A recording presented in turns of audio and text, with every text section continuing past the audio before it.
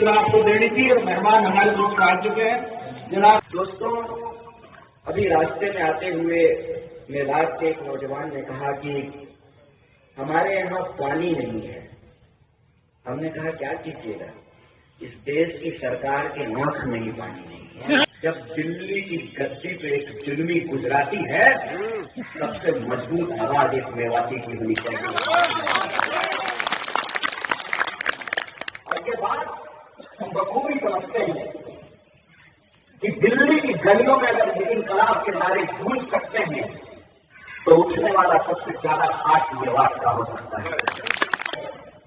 इस देश में जुल्म का पहरा बढ़ा है।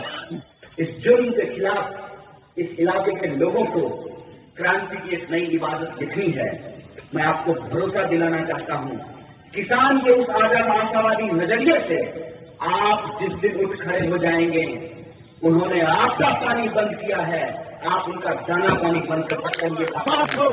आज एक ऐतिहासिक दिन जिसको मेवाती हर साल मनाते हैं, इसी दिन जो है 19 दिसंबर 1947 को गांधी जी घासेड़ा में आए थे और जो मेवाती पाकिस्तान जा रहे थे वो सब उस दिन रुके थे और जो पाकिस्तान चले गए थे वो भी वापस आए थे।